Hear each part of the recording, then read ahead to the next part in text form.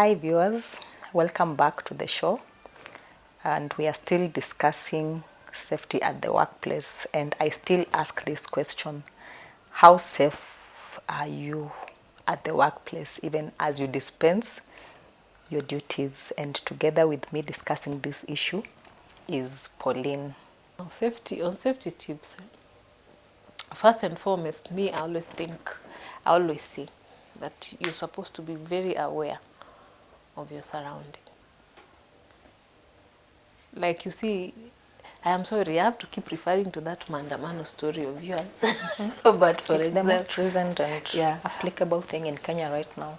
yeah. So being aware of your surrounding in that particular context, like knowing leo tuko na maandamano, hivi ndio kumekuwa, watu wameoccupy sijui wapi State House. I hope you're not saying that we don't go to town. No, I am not saying. I am not saying knowing that the occupiers are gonna be passing next to my office. As you are very risky. Yeah, it's enough to tell you upon it. It's a risky area. It's a red zone. Knowing that occupiers watapita tu hapo na probably wanawaona. Unajua. I don't know whether you've seen the crowd looking up. It's like they are warning you guys. Kwa hizo ofisi tunawakujia. Or and to you, if you work in a government office, yeah, we are wanted. Yeah. So that in itself is something that we should all be aware of our surroundings. For example, now, I don't know, there are people who go to work in some areas, for example, like places where there's a lot of crime, there's a lot of reported crime. You know, the very unsafe places. It is common knowledge that this particular area is usually so unsafe. So even by the time you're going for an assignment there, you should be alive to the fact that here, this is how it goes. So anytime kunaweza haribika. So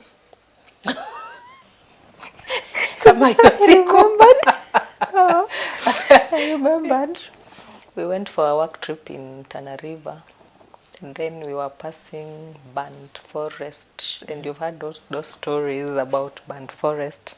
So like when you are passing there, hey, we are just like this, oh God, oh God, oh God. Like you don't know what might happen. You don't know if those people, the bandits, will come from the forest. You don't know whether there are bombs underground and they might just explode anytime. So yeah, it's really a risky affair going to those places. So and in that case, if there are initiatives that can can go along with that particular job, that assignment, if at all it has to be done at that particular time. Maybe ensuring that there is security, that doing that which you can. Seti kwamba mtembee tu mkihope today is our lucky day, but no, they are normally police escorts. Yeah. Putting some measures in place, like now the police escort, the community. It's always good. Include the community, because they know the whereabouts of their community. To be really, to work with the guys from that community. It really helps a lot. The other thing that I would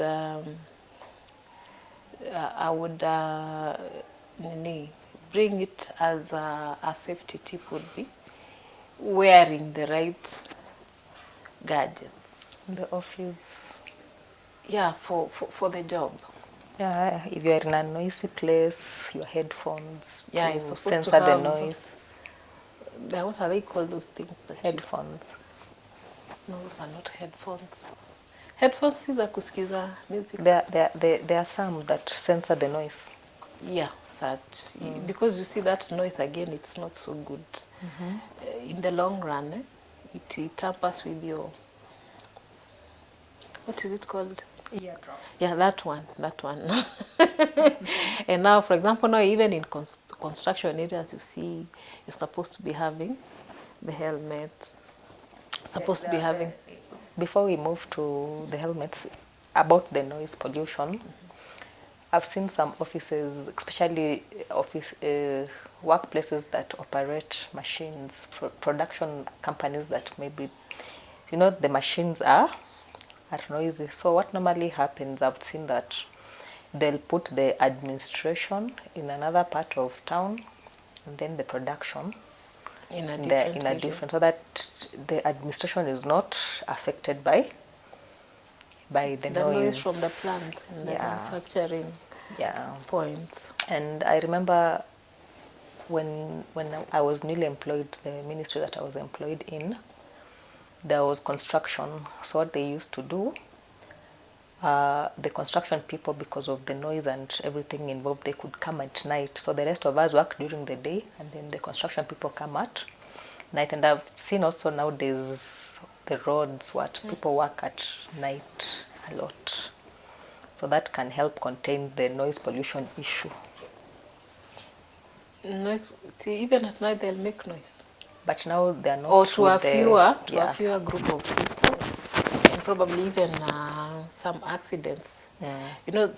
Some accidents that come about because of the many activities around that area can also be avoided. Now, we could also talk about reporting. Reporting, if you see something faulty, especially the electrical gadgets. Well, let me just laugh. Because make sure, if you see something that is faulty. I'm laughing. Especially, okay, electrical tunajua hiyo yote. We've used a faulty lift for the last, I don't know how many years. Have you reported? In my current workplace, now the main office, the lift was faulty for so many. I think that lift was installed there during colonialism. Colonial era. Yes. So you can imagine up to date. So it became even a health hazard, because now the lift would just switch off and you're inside. Sometimes it goes very fast and you're wondering what's happening. Okay, were there... But see, I've seen lifts with sensors. If there's a problem, do you expect that one to have a sensor? No, I'm just trying to establish as no one notice that the lift is empty, because a lift can easily cause death. Yes. So eventually, it became like a danger zone to go into that lift, and even the staff started just opting to use stairs. It had to be marked. Ile wana markingi. Don't go beyond this. Yeah, wakaeka zile matapes za red nini. Yeah. So eventually they procured another lift. So right now it's under construction.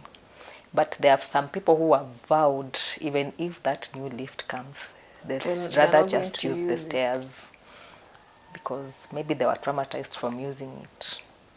Yeah, you can imagine a lift that decides to fly. Okay. Yeah. That one has not happened to me, but I also know of an office that I've gone to, and you realize on the floor here, it's actually a small space, but there are so many cables running, open right, cable, left, not covered. Covered or not covered. You see, you can be walking, nayo nini kutege. What happens to you? No, hata meno yote utaacha hapo, because you know that is not even an empty space. So imagine by the time you're falling, unaangukia meza hivi, you know, like cables all over. So, and these cables are not at like just passing. Zinatumika, zina fuel power, sijui kwa photocopy, kwa what. So many things hapa kwa ground, and it's very risky. Even when you try and spill water like this, disaster. So some of those things really, okay, you have gone ahead, but I'm seeing now that is also a part of ensuring that where you are, your space is clean, your place is well organized, and also the thing of reporting anything that you're seeing is not proper around your workplace. Safety tip for psychosocial mostly, please gossip. Say no to gossip, because you realize The meat is juicy. because you realize this gossip, Bear. Bear. you go traumatizing people's lives, you know, at the workplace, because you might be saying things you've just heard, you've not even confirmed, and even if they are true, whether true or not, it will still cause pain to the other person. And then their mental safety and everything is, you know, is compromised. It's what is it called? It's tampered with, because now someone who is always a topic of gossip, you know, they're not well. They're not well. Even as they are working, they're not really happy around that environment. And then people can just formulate stories and they become true. Yes, actually people know your stuff kukuliko wewe mwenyewe hata hujui. Sometimes you even want to sit and listen. Sometimes you hear something was said about you and you really wonder, is this really me? Yeah. So another safety that I think should happen is what we were saying, that awareness at all times. People should be made aware. There's this thing that always happens in our office, using the microwave. What about it? Somebody puts a plate with a spoon inside the microwave, and then the next thing, boom! That one happened, like for real. It happens most of the time. There's even a notice there, don't put spoons in the microwave, but people still put them, and you wonder. Why would you do that? You know, some of us see these things for the first time in the offices. No, at your age, Rose, can't blame us. At your age. Okay. I'm sorry about the age, but yes, yeah. So I think, as you're saying, some of these, even these tips should be made aware to every worker that is in that particular environment. Yeah, and then I also think because every day new policies are coming up, others are being reviewed. So it's up to the employer to educate the employer of the emerging issues. We call them emerging issues. For example, people have, because of the mandamanos, people are giving themselves holidays on Tuesday and Thursdays. You rarely find in town. The town is always empty on Tuesday and Friday. So I'm wondering, will there be a review of the policy that Tuesdays and Thursdays no work from home, as long as this mandamano is going on? You're the HR. you are the one. Sisi tunawaangalia nyinyi, like okay, we are waiting.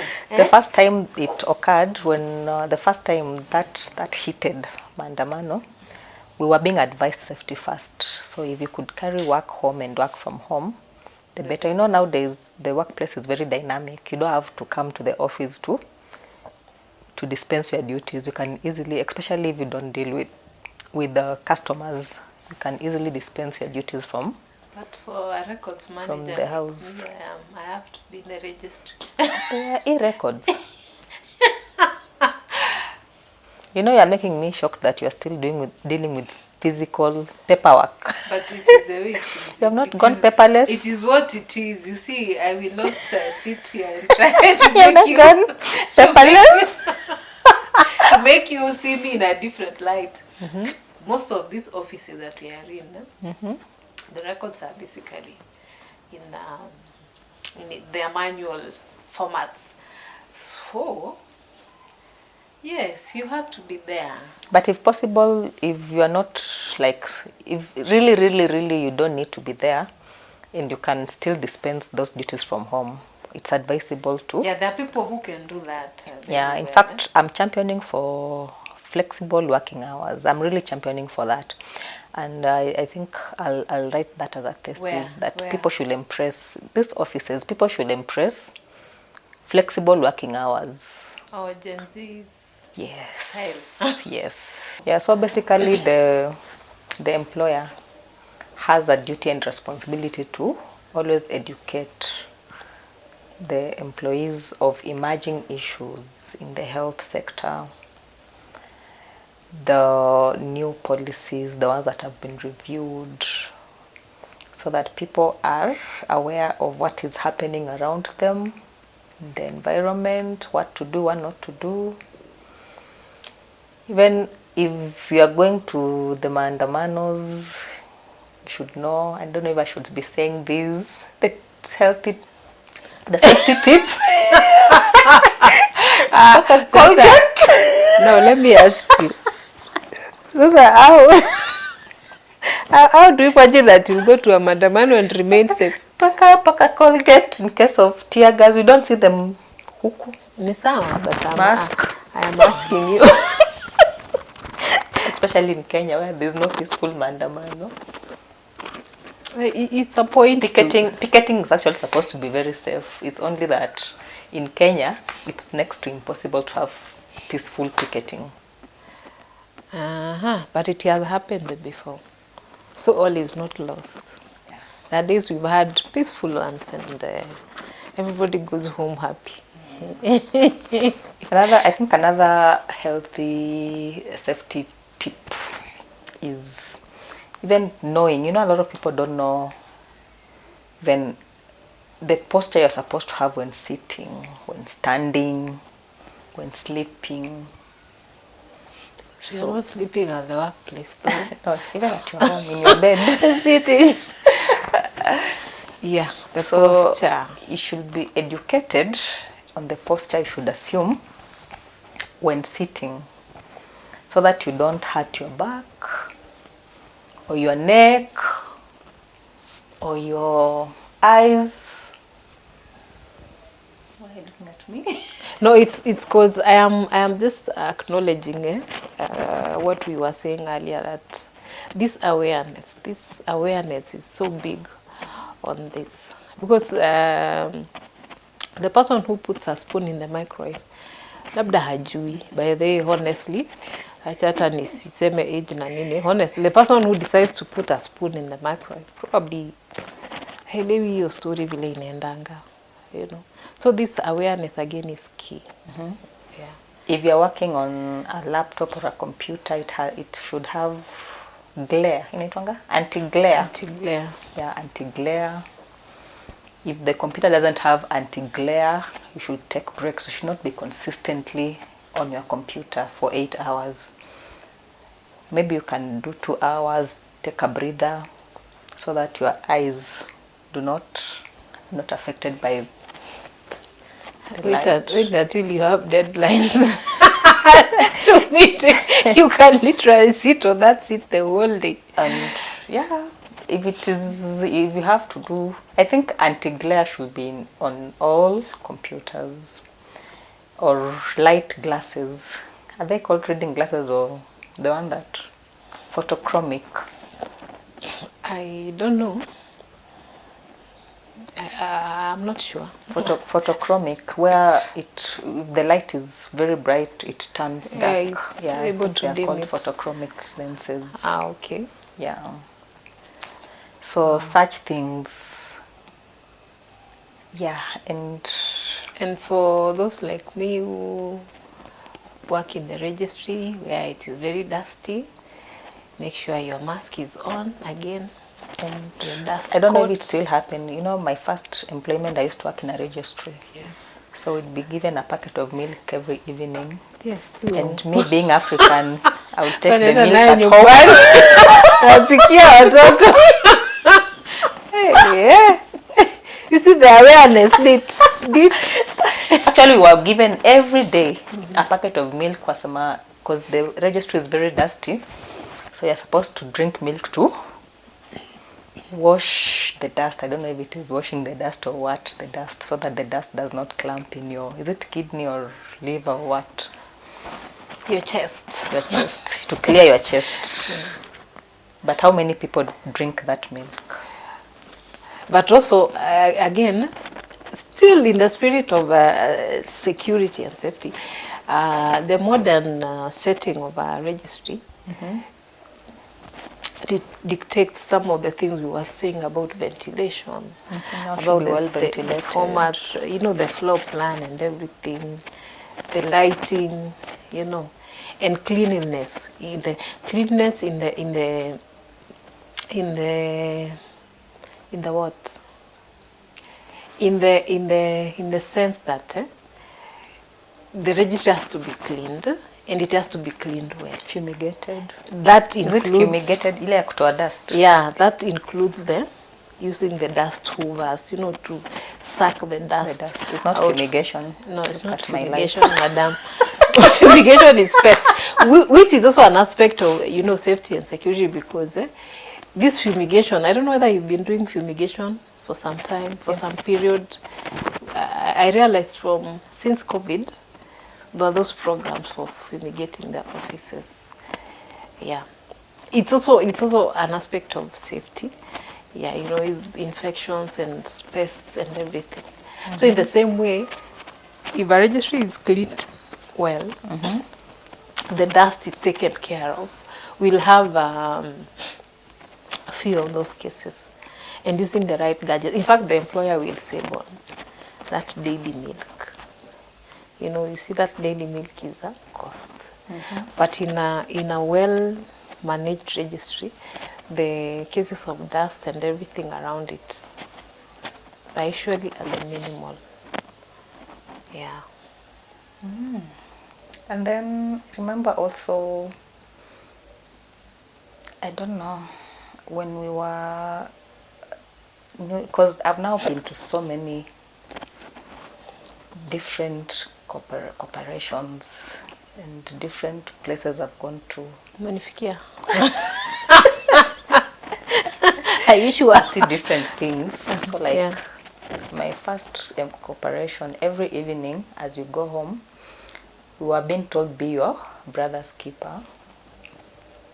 Check if everybody is out of the office before closing the door, because you could close somebody in the office. Maybe somebody passed out. Yeah. Maybe somebody got sick and they never told anybody. Na nyinyi mnaenda tu nyumbani, you don't care. Because at the end of the day, it's the security that comes to check and close. You're supposed to close the door, but you're supposed to come and check if all the doors are. So imagine you close somebody inside the office. That has to do again with the environment. You know, maintaining the friendly environment at work, where the communication lines are open, the interpersonal relationship. Yeah, because when someone is unwell, in a proper environment, they will tell someone, like, I am feeling this and this. But again, there is also another side of that does not happen. Like, I remember when I got my first job after college many years ago, I used to work in a Chief's office. not chief's office. Hey, chief's office was later. That's why when I was working in they were called EPZ, export processing zones. So whether you are sick or you are not sick, you have to come to work. And I'll tell you, okay, Mimi Aki, there's a particular place I went, I started working, and then I think around that time, around that place was where people go to eat, in Kibandaski, majorly, it's no industrial area. So outside there, people go for lunch, you know, chapati, chai, and I remember that particular day I ate chai and chapati, those days. And I can tell you from that evening I got sick. I usually don't say ni hiyo chai na chapati. I think I had something which was just triggered. And for that whole week I was down with, I don't know what. Yeah. I phoned my colleague at that time. nikamwambia please tell so and so, we are reporting to a certain Muhindi, please tell so and so I'm unwell. You know, she told me tell him yourself. But So the why next were day you going through a third party? I didn't have his phone number, and you know that girl, that lady nilipata alishafika pale kitambo, hata amewekwa in charge of a group of us. Me, I just joined, so I thought she's the best place to, talk to the supervisor, the Muhindi supervisor, that I am aware I've been unwell, na hivyo ndo nilipoteza hiyo job, by the way. So you see, in such an environment, whether you are sick or you are not, lazima utajikaza tu mpaka 5 ifike, because no one is hearing you whatever you are saying. And even the next place I went to, I remember my eyes were not good. I don't know at that time. So I was telling that guy who was supposed to supervise us there that my eyes kuna vile zinaniuma, and I was supposed to kukata uzi kwa nguo. Natoka mbali. It was supposed to when happened sawa, nilikuwa job. What are you saying? So when a nguo is made, you're supposed now to finishing. So tulikuwa tunakata uzi. So you can imagine doing that na macho zinakusumbua. I tried telling that guy that my eyes are not. And you can imagine I was coming from Umoja to Athi River. But that is kitambo. That was Nowadays you won't do that to people. A long time in this ago. era. But you wouldn't know, Roslyn. You wouldn't know. I don't think you would know. You know, we've seen. It's only that we are where we are right now. Kuna watu. There are people who work in places, by the way. So I believe some of those stories are still there. Yeah, and then I've realized that some people, like the office cleaners, they are normally provided for with gloves to wear when cleaning, but they never wear them. So you'll find somebody scrubbing the toilet, using their bare hands, and you're like, oh my God, do they know what even they're doing? And they have been, not that they have not been, okay, some people will not be provided, but people are provided with gloves to wear. You'll see even, especially after COVID, sanitizers have become a very common thing. But how many times do we sanitize even when we go to the office? How many times do we sanitize? There's one last thing, and then we close the show. There's this thing that people really take for granted, and it's putting on the safety belt when you are in a car. Yeah, it's the most underrated safety tip. I've known people who are saved from accident just because of putting on a safety belt. But you see nowadays, I'm also guilty of the same. I'll just go to them in the bus and just sit. I won't fasten my safety belt. But now the employer in that particular workplace, you see, have you seen the seat belts in some of these public ninios? They're not even safety belts, I would say. They're just belts for procedural. Yeah. In case the police are inspecting on you have belts. Ya kukuchafua hapo. So in that matter, we blame the employer. For matatus, I am very annoyed. We blame the employer because now they're supposed to make sure that the safety belts are in place. Mm-hmm. And when you get to that matatu, it should be the first thing that you're told. The way unaambiangwa in the aeroplane. No, what that aeroplane? You don't know nowadays in a matatu wanakwambia kulipa na M-Pesa, namba ndio hii. It's the same way they should tell you, put on your safety belt. Inaitwa put on ama fasten your safety belt. Fasten your safety belt. So in that case, I blame the employer. Okay. Yes. So guys, we are not out of words, we are out of time. And we have seen this is a very interesting topic that needs even a whole day to be able to finish it. So the most important thing is that safety begins with you and me, and you should always be aware of your environment. You should always be aware of your environment, and it will save you a lot of these safety hazards. And always remember, during maandamano, whatever it means to you, stay safe, or you will find yourself in my situation. I was crying all over the place because of tear gas. So stay safe. Safety begins with me and you. Until the next time, bye bye.